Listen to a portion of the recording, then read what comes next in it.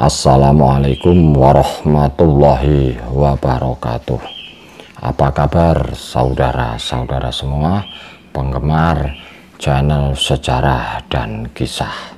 Izinkan kali ini Pak D berbagi sebuah kisah mengenai bumi di masa yang lalu.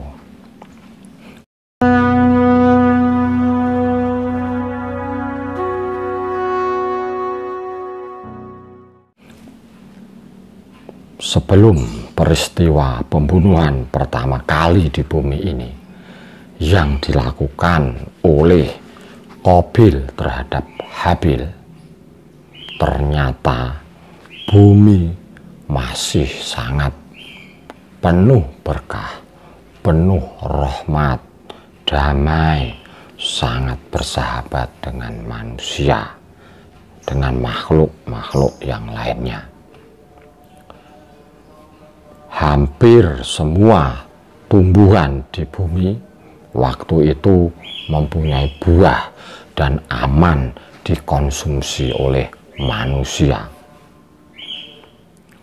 Selain itu, binatang-binatang tidak saling memangsa seperti sekarang ini.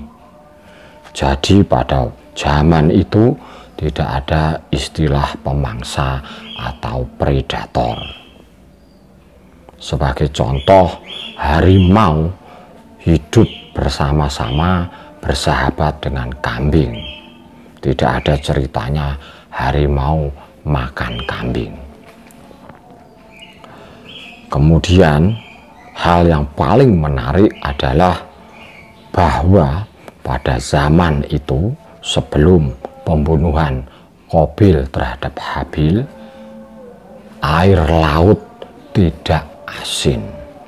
Artinya rasa air laut tawar sehingga bisa diminum, dikonsumsi. Lalu apa yang terjadi setelah peristiwa pembunuhan Qabil terhadap Habil tersebut? Tiba-tiba banyak sekali pepohonan yang awalnya tidak berduri lalu mengeluarkan duri.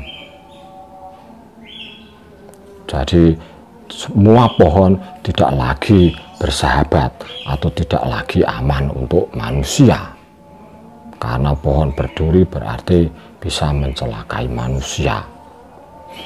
Kemudian binatang-binatang mulai saling memangsa, sehingga ada pemangsa, ada yang dimangsa, kemudian rantai makanan itu tercipta. Dan setelah pembunuhan Qabil dan Habil itulah maka air laut berubah rasanya menjadi asin seperti sekarang ini. Itu tadi adalah kisah bumi di zaman dulu. Tolong jangan tanya Pak D dari mana sumbernya. Apalagi jangan menuduh Pak D mengarang. Orang bercerita kan boleh, ada sumbernya. Bahkan Pak D tidak menambahi ini, tidak menambahi ya. Takut kalau itu kan subscriber sama penonton channel sejarah dan kisah kan pintar-pintar, senang Pak D, bersyukur dan bangga. Berarti apa yang bisa kita ambil dari kisah itu? Peristiwa pembunuhan Qabil terhadap Habil selain pembunuhan pertama di bumi, itu juga peristiwa kejahatan yang nyata, yang cukup layak untuk dicatat sehingga diturunkan ke kita semua. Sehingga bumi sebenarnya itu bila terjadi kerusakan-kerusakan di bumi dan di air itu adalah karena perbuatan kita manusia. Perbuatan di sini konotasinya jelas perbuatan jelek atau jahat. Bisa berarti secara harfiah, betul ya, harfiah, letterleks, secara apa adanya. Misalnya perbuatan jahat, menebangi pohon-pohon di hutan, kemudian untuk kepentingan pribadi dibuka, ditanduri tanaman yang akarnya tidak kuat-kuat itu, jenis yang pendek-pendek, yang rendah-rendah, tomat, cabai, dan seterusnya, pada dataran tinggi tebing, tentu saja menyebabkan banjir, kerusakan ya di bumi. Banyaklah contohnya. Kemudian membuang sampah sembarangan, kemudian tanah ditutup tanpa ada biopori atau disisakan tanahnya, sehingga kalau banjir air tidak bisa meresap ke dalam tanah, menimbulkan banjir. Itu arti harfiah.